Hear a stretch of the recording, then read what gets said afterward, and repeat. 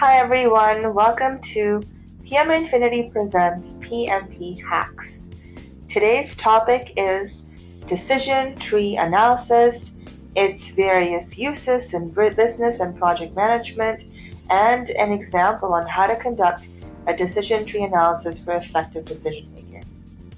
So what is a decision tree analysis? It is a tool or method for risk-based decision making when more than one option is available to do something in a business situation or a project management situation.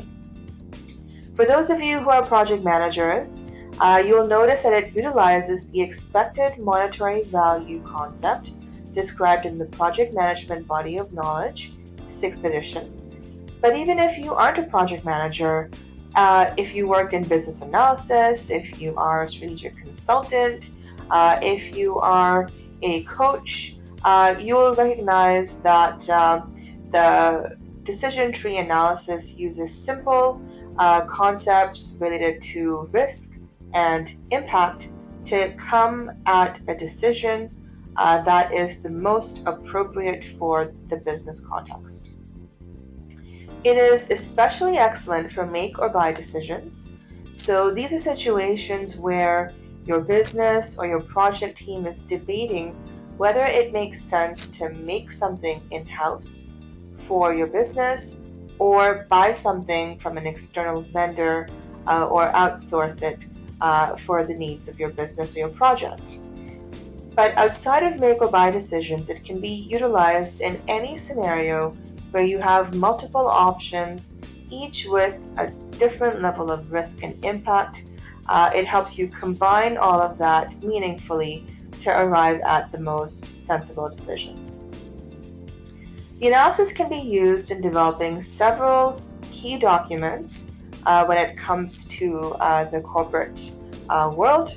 This includes business cases, project management plans, specifically the procurement management plan, where a decision tree analysis may be used to justify if the best approach is to go with a vendor to procure something for the project, or the risk management plan, where the decision tree analysis justifies the best option considering the risk inputs per option. Finally, it can also be used in quantitative risk analysis to arrive at an option that is the most sensible given all the factors that pose risk. So let's illustrate the decision tree analysis with this simple situation. Let's say that you are the project manager for a project team that is working on a large construction project. As part of that project, a subcomponent of the work is to engineer a monorail and make it functional, of course. You have two options. Either you engineer the monorail in-house, or you outsource it to a vendor who would make it for you, you would pay them, and then you would ensure that it's functional as part of your overall construction. So let's illustrate this using a decision tree. So here we have on the node on the left here the two options. First, engineer in-house, and second, outsource. We then break this up by the cost of investment for each option. So at the top here you see that to engineer the monorail in-house, there is an initial investment or cost to the project of $120 million. Next, to outsource the construction of the monorail, the cost of investment is $50 million. Outright, you can see that the cheapest option is to outsource, but as you know, cheapest isn't always the best option. So let's validate our belief with factoring in the risk. So that is shown on the right part of the decision tree analysis. So in the situation of engineering it in-house, there's a 60% chance that there will be strong demand. And if that is the case, then we can expect to have a return on investment of $200 million. But there is also a 40% chance that there will be weak demand, and in this situation we can see that the return is only $90 million. Similarly, looking at the outsource the engineer monorail scenario, there's a 60% chance of strong demand, and that will return $120 million, and a 40% chance that there is a weak demand, and that will return a $60 million return.